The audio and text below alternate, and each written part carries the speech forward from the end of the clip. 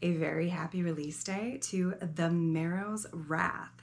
This is a second chance romantasy featuring a noblewoman turned pirate captain in her early 30s. She also happens to have a bit of magic up her sleeve. Once upon a time, Captain Cid was Cressida, the granddaughter of a duke. Unfortunately, her nobility didn't grant her a cozy life because the duke was not a good guy, and her grandmother wasn't much better. As a punishment, in her teenage years, he pledges her hand in marriage to this ancient friend of his instead of the man she's in love with, her own age. And that for her is the final straw. She cannot take any more and she books it out of there.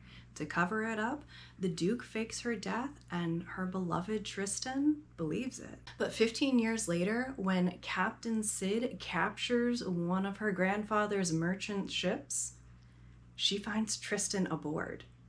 And she's not really sure she's ready to trust him again, but she's not willing to let him go yet either. He knows her better than anyone else ever has, but she's still got a couple of secrets she's worried could drive him away. I picked this up because that is a fabulous premise that I was really invested in. It's got the pirates, it's got the found family aspect to it, it's got the second chance romance, we've got an older FMC. There's a lot here that I am into. But unfortunately, this one kind of left me disappointed. I ended up wanting more. Largely, that was due to the lack of an overarching plot. We only have one storyline that's going all the way from the beginning to the end of the book, and that is the romance. Some people, that's enough. It's not really for me. That wasn't my speed. As a result, this ends up feeling almost more like a series of short stories or an unfinished draft to me. In fact, the most climactic scene of action was roughly at the halfway point. And when I pick up a pirate adventure, I am looking for action. I am looking for adventures at sea.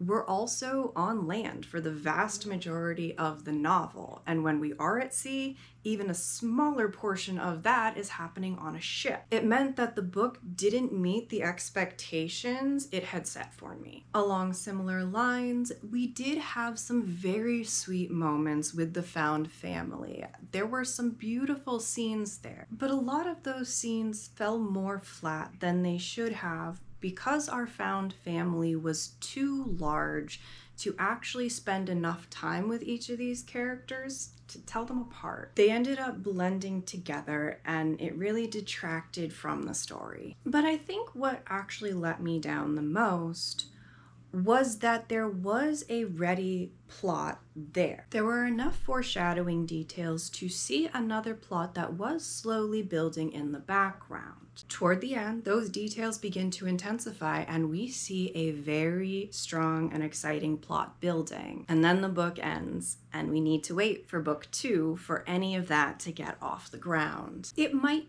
be great. The author may do wonderful things with it. But after this first book, they have not bought enough faith with me as a reader for me to pick up book 2 here. Nor is this a brand new writer. I believe this is her 8th book. I have also talked with other eARC readers who enjoyed this one much better than I did, but it was not my speed. This feels like it's much more for the readers who are showing up for the vibes. If that is you, then sure, I would give this one a chance.